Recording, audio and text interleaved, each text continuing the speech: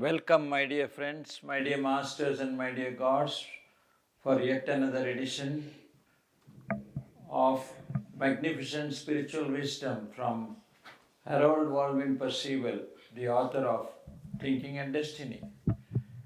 All of us are indeed fortunate that this book has been read by Brahmarshi Patriji almost 20 years back, but the thought of conveying the messages has suddenly occurred to all of us, and Patriji has culled out the messages which are most important from this book, and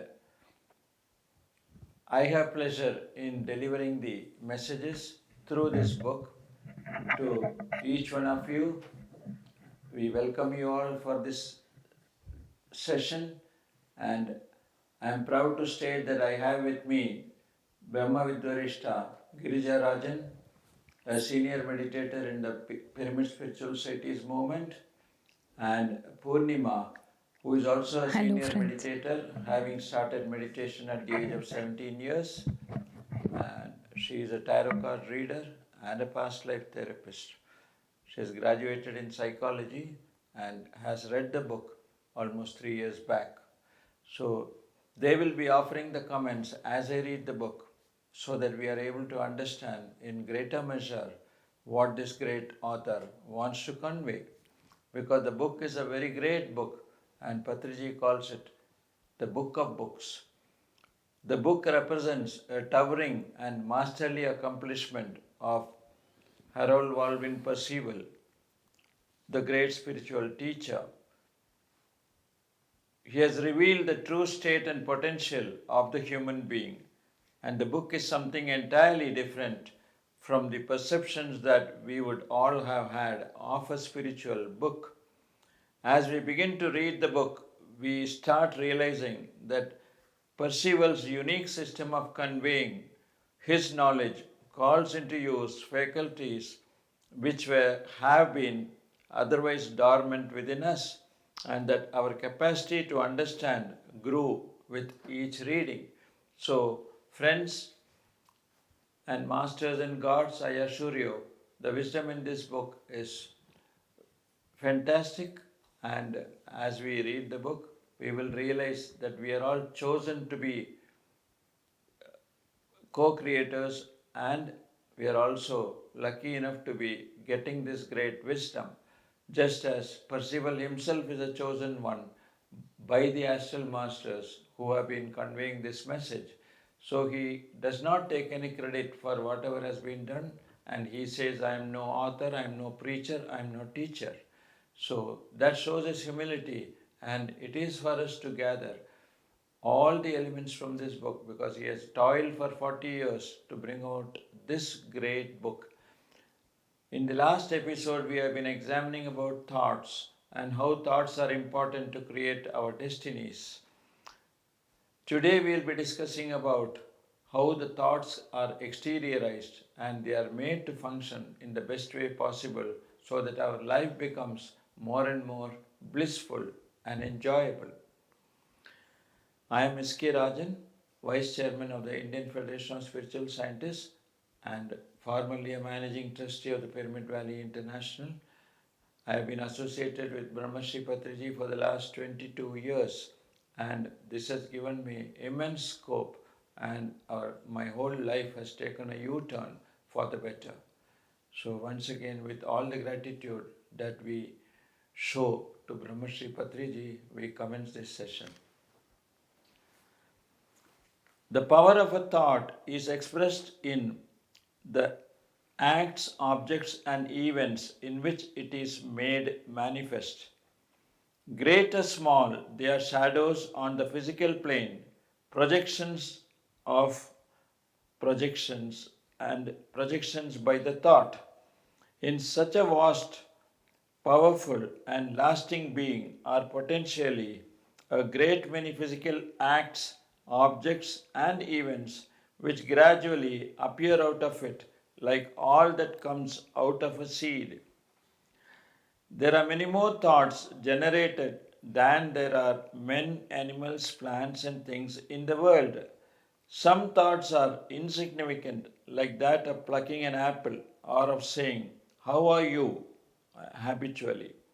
Some thoughts are important, such as the definite and far reaching thought of William Penn, the philanthropist,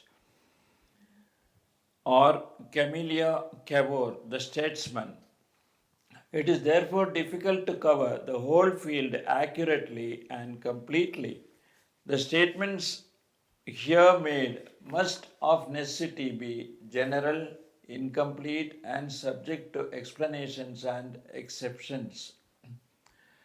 Thoughts are either conveyed, gestated, and born, or are former thoughts of the same or another person which are received, entertained, and issued again. Usually, a thought conceived and born is entertained and issued many times before it is exteriorized. Yeah, such a wonderful explanation about thought. Thought is huge, that our imagination is very short lived, or it is limited to the extent the thoughts are there. There are as many thoughts, he says, more thoughts than we see humans on this earth plane. So many thoughts come out of every person. So you can imagine one person in the course of his life has got so many thoughts, and how they are exteriorized. That is, how do they come into form? The mind already has got certain projections. The thought has got certain projections, and according to the projections, the things are formed because of his thought. Because there is something known as the desire and the thought together, they function together, and then things are really manufactured, or they come into being. So, as in our physical life, we think of something, we want to do something, and we make that, we prepare that, or we create that. In the same way, everything here we see is created by only thoughts. So, we should exactly know what thought is and where it comes. It may come from somebody else also. Maybe your thought may become my thought, and my thought may become your thought in the course of our stay here. So we absorb that thought, we entertain that thought, and then we put it into action. That is how it is being exteriorized. The thought comes to the outer only through these three methods. That is absorption, then you have to entertain that thought. You have to think with awareness. When we think over that, then we will know whether we should have it in reality, whether the thought should manifest or not. All those things will be dealt with within seconds, and then we put into action. We go into action doing that, creating that thought into forms that we see. So this is how everything goes on here. So everything that is there, seen or unseen, are all because of the things that are going to come tomorrow, which are today unseen, are also because of thoughts only. So there are any number of thoughts, any number of projections, any number of forms that have already come into being. So thoughts are the source of everything. That is what Percival says with a bang. So, hi viewers. After hearing the paragraph and Mrs. Girijarajan, we can come to an understanding that we either our thought is created from our own self or from the atmosphere or the place we are in. Like there might be so many other people with us, so it might be their thought too. So from this para we can know one thing, that we should be able to differentiate whether it's coming from within us or from the atmosphere, and make necessary changes if need be. Because usually what happens is we might not actually have any kind of fear.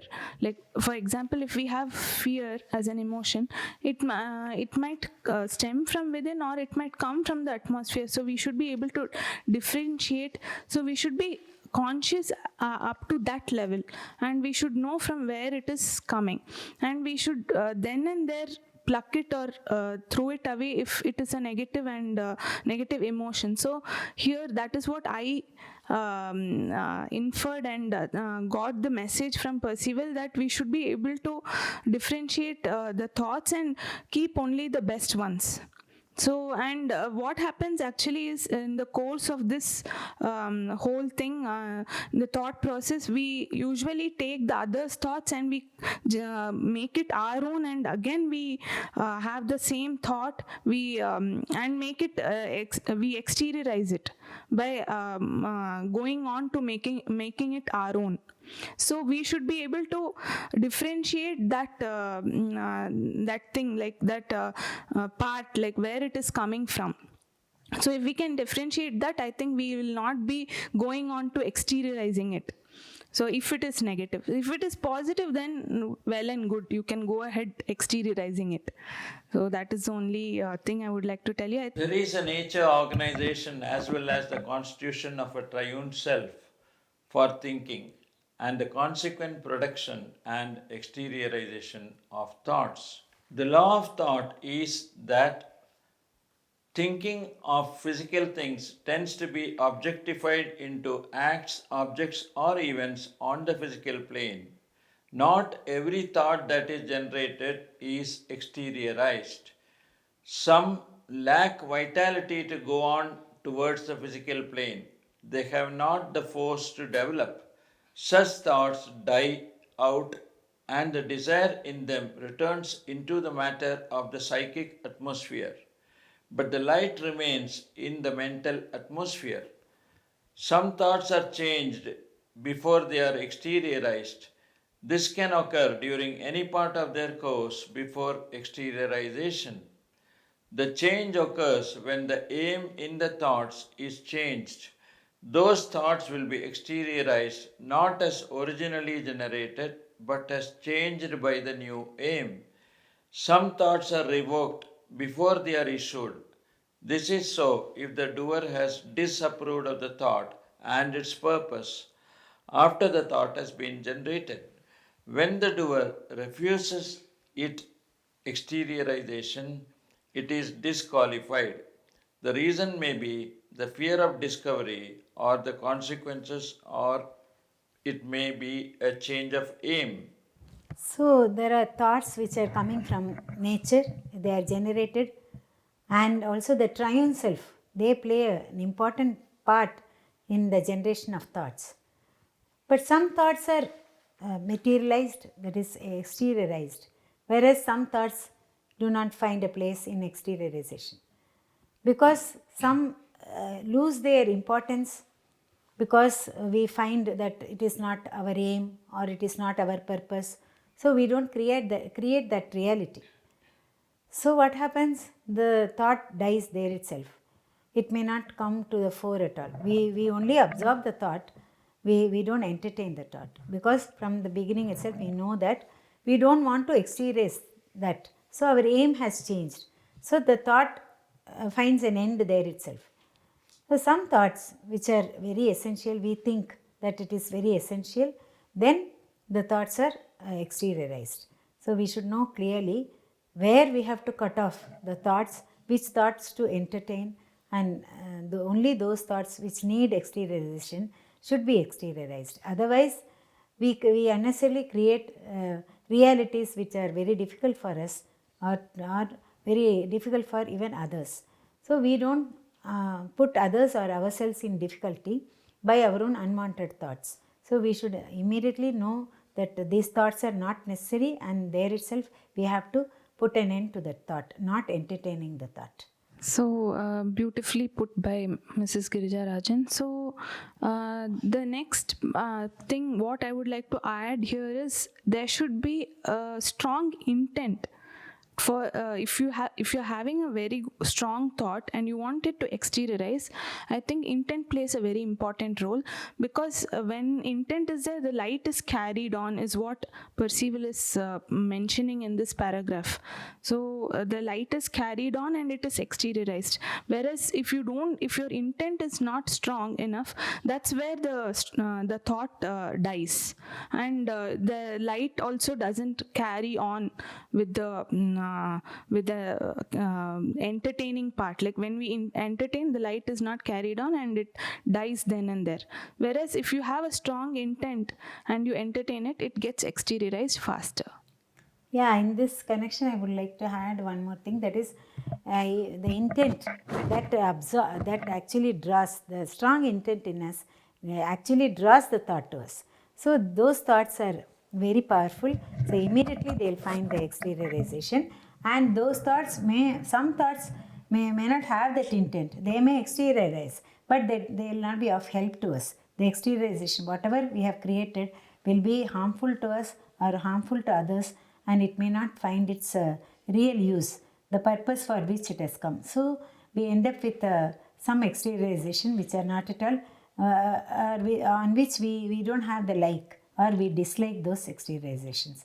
It may happen like that. Every day it happens. For a person who is not aware of these things, definitely the thought exteriorization happens, and that is to the disadvantage of the person who has entertained the thought. Often, the human broods over certain subjects of thought in gloom, misery, or despondency without conceiving a thought. He merely creates and dwells in a drab atmosphere and entertains thoughts without issuing them. Sometimes he plays with light fancies, castles in the air, daydreams, etc. These occupations do not at once produce thoughts, yet, all of this kind of thinking has a tendency to influence the mental atmosphere and to determine the aim when a thought is generated. Everything that is on the physical plane is an exteriorization of a thought, and in order to be so exteriorized, that thought has to go through a certain course. Thoughts are conceived in the heart, that is, on the light plane of the life world. They are born or issued through the brain, that is, on the light plane of the light world. And this is so even though they are thoughts of low, disgusting physical things. Thoughts, when born, contain four factors: an aim, a plan or a design, an effect or effects of the design, and the balancing factors. These will become actual in the course of the thoughts. So, what he says is that before we absorb a thought and entertain it, before that we may go into some such moods which are known as gloomy moods, morose, and we may feel depressed, or sometimes we will even fancy something. We may be daydreaming or imagining some sort of so many things. At the time, also thoughts may appear, and those thoughts may not be entertained or may be entertained, may or may not be advantageous to us or others. So it may happen like that. It happens every day like that. So what we should do is we should definitely clean up the thought area, the thought region, and so that the thought will have a name, a plan, and then it will be exteriorized for the purpose of doing good to us as well as beneficial benefits to others. So all these things, factors we have to think over before entertaining or receiving a thought or entertaining that, and then making it come out with an intent, strong intent. The light may be there, but the effect, the outcome may not be desirable to us. So we should be very cautious, and we should be aware what sort of thought crosses our mind, that we should be very aware of. That's what I have gathered from whatever has been read out by Mr. Rajan from the book. Extremely great. So it paves the way for our to entertain the best thinking. The best means beneficial to us as well as beneficial to others. The outcome of the thought will be beneficial. Like that we should entertain. So we have to be very aware, conscious of our thought region.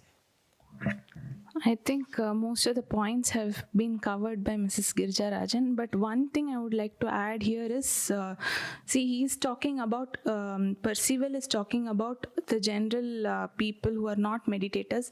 I think meditators won't have these, it dies a natural death. Meditation gives you that extra benefit, that is, you will not be having such thoughts as you keep doing meditation. You will become more conscious conscious, and I think building castles in air, and some kind of unwanted thoughts will really not be there with regular practice of meditation.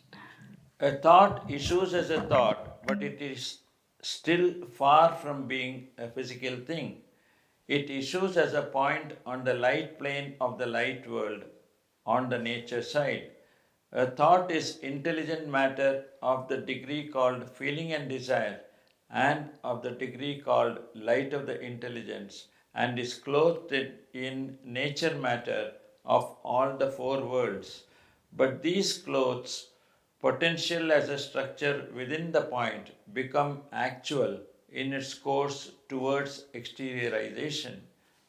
When the structure within the point develops outward from the point, a thought tends to carry out the potential design within it. As soon as it issues as a point, it carries within it also that which will eventually balance it. This balancing factor is related to conscience, that is, a man's knowledge of his departure from rightness, the man's moral standard of right. The design is a cause, its exteriorization is an effect, which, owing to factors beyond one's control, is not always carried out as he desires. Very well put by Percival. Sir, it is very excellent. All the thoughts do not materialize, because even though all the thoughts which are issued do possess the energy, the light within it, and also the factor that balances the thought, even that is carried in the thought. So as soon as we receive all the thoughts alike. But what thoughts we have to discard and what thoughts we have to entertain, that depends upon our awareness, how we are aware. And this awareness is definitely, as Purnima has said, it is definitely developed due to by practice of meditation. Regular meditation brings this awareness to us, gives us this awareness to choose amongst thoughts. So many thoughts may come, but what all thoughts we should entertain, that depends upon the awareness that we have. So as we proceed in our life, definitely meditation helps us to choose the beneficial thoughts for us and for others. And definitely all these things have got their power and all that, but some thoughts do materialize, some thoughts do not materialize because of our entertaining it, or our awareness in that, and also our intent put into it. So all these factors, they go into formation of the exteriorization of every thought that is being entertained by us. So we have to be very careful which thought we entertain, which thought we discard.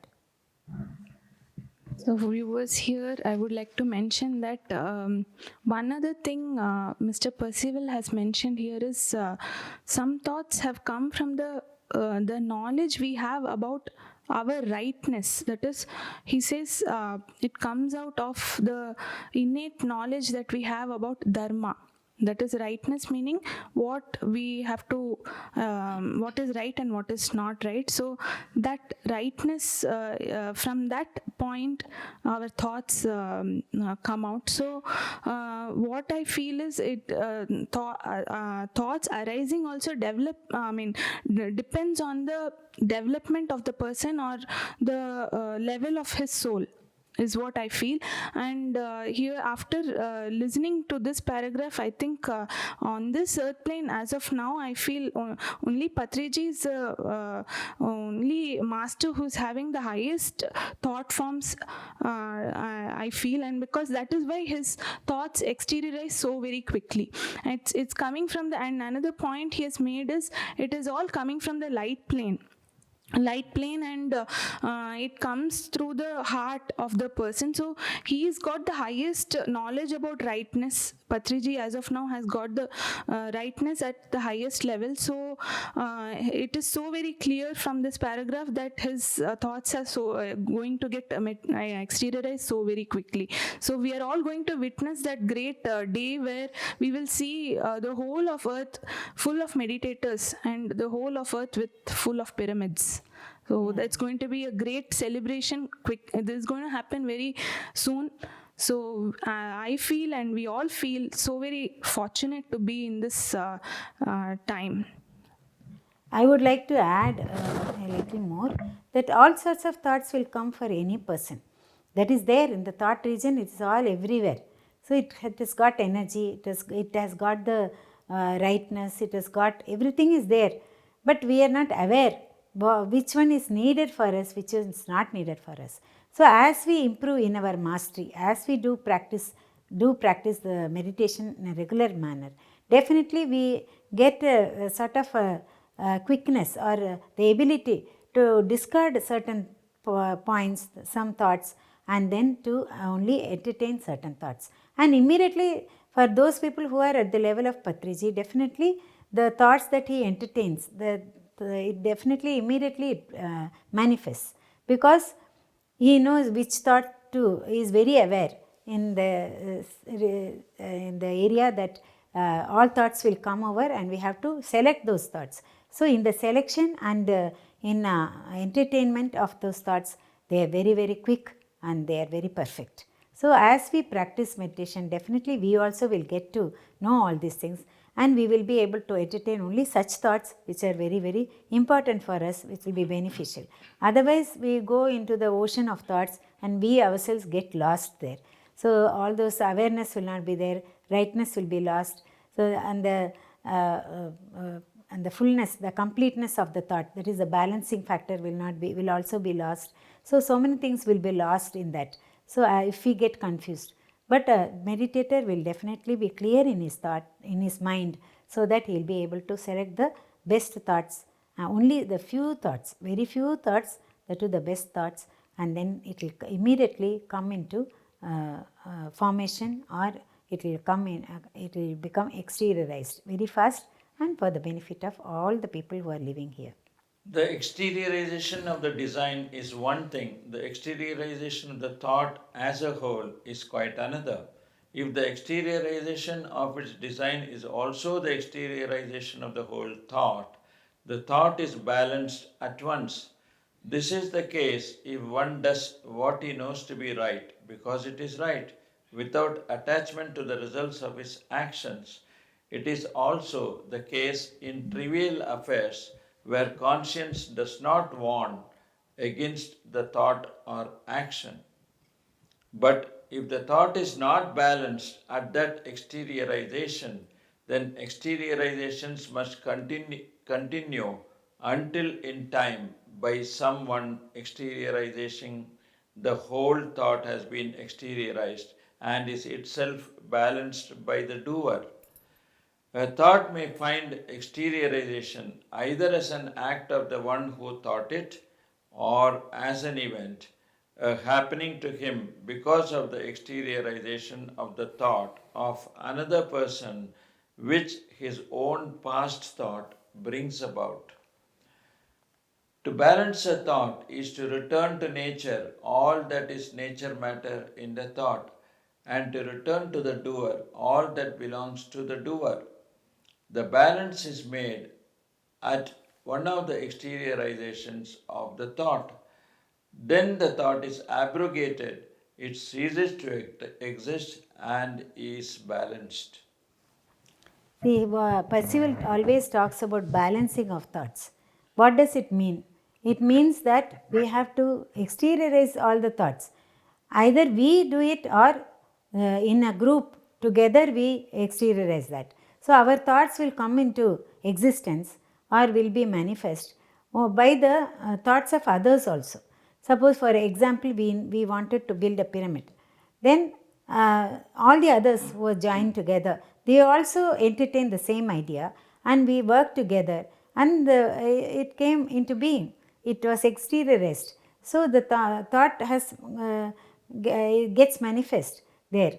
So because of that, the individual thought has come to has got its balance and it no more exists. So when a thought has to exteriorize, it also depends upon so many others whose thoughts are also alike. So the thought may have had been entertaining by us and so many others also in a for distant past. We do not know. So even those thoughts come into exteriorization after a later time. So it is the design and the rightness that really brings about the exact.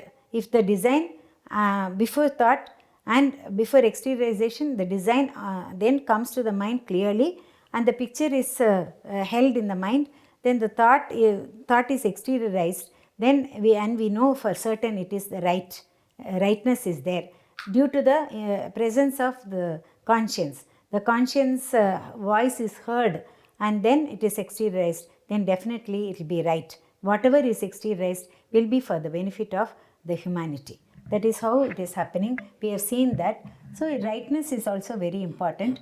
So the conscience should be heard and then the action should be taken accordingly. So one other point I would like to add here is what Mr. Percival says is even the thought we should not be attached to the result of the thought. So immediately that gets exteriorized, and that's how pyramids have been built till now, with thoughts alike of different people and same thoughts, and they have not attached themselves to they are not attached to the result as to when it should be built, or it should be built now, I need it immediately, or I want to see the pyramid immediately. Nobody has had such thought, such attachment to that thought.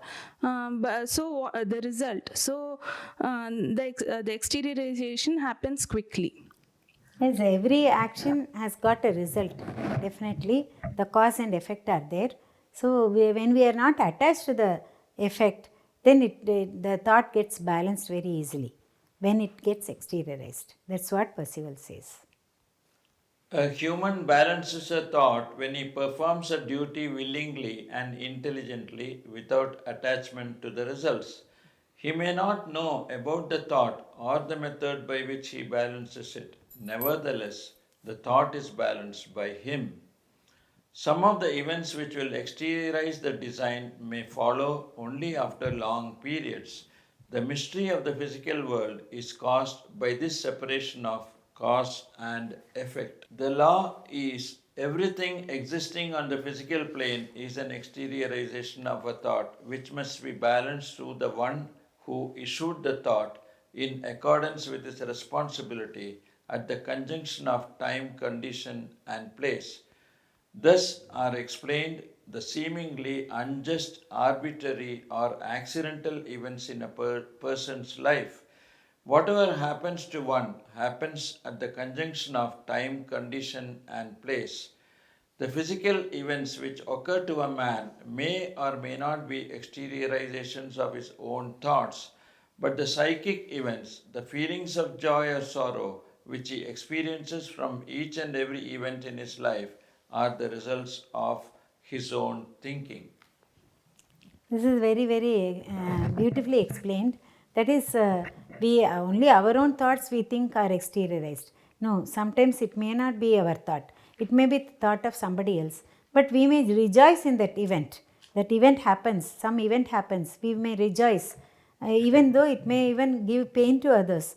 So such things are happening. We see that every day. So such things really definitely has to be paid for, because the person has rejoiced in that, the effect of that is already happened, and so already set in motion. So the cause is there for in which the person has rejoiced in the event, and so the effect definitely he has to face it. So when a person does not have any attachment to the result of his actions, definitely will not be troubled by the result. So he will. So the thought it gets naturally balanced there. So you may not know the modalities by which the thought gets balanced, or it ceases to be. But because once it is generated, it has to cease somewhere. So it ends somewhere. But He need not know all those things, but if he does not have any importance to the results of his actions or his thoughts, then definitely it gets balanced, and the exteriorization of the thought will not affect him much at all. So this that condition of a mind, when he has no attachment to the objects he thinks of, then that condition will be gained only through regular meditation and regular reading of books and hearing others' meditational experiences. All these things, sadhana, swadhyaya, and sajjana sangatya together really will develop a person to that extent where he will not attach himself to the objects that he thinks of. So, friends, one point is it's very clear from this paragraph that Mr. Percival has told that whatever be the event or the exteriorization, the feelings that you carry, you have, that is the main factor. You have to be aware of that, the feelings part, because how you are feeling is the most important thing. That you have created is what Percival is saying. So when you become more and more aware of yourself, of your feelings, then I think you will naturally in some period of time you will not be attached to those events or whatever is being exteriorized. You will not be directly involved in it, and you will be able to make it make a balance out of it. So you will not be actually attached, or you will not be perturbed or overly happy, or nothing will be there. So you will be balanced, you will be in a neutral state, just as an observer. You will be, and it will be easy for you to balance each and every thought and attain Buddhahood. That is what Percival has told in this paragraph. Joys and sorrows, sensations and emotions are furnished to the human as experiences. Through them, he should learn, that is, get mental results. If he will not learn, the experiences are repeated and intensified until he does learn. All joys and sorrows are the results of events which are exteriorizations of prior thoughts. The sensations are produced by physical means, slight or potent, and the physical events and conditions are called physical destiny. So here Percival says that every sorrow, every joy has got its result.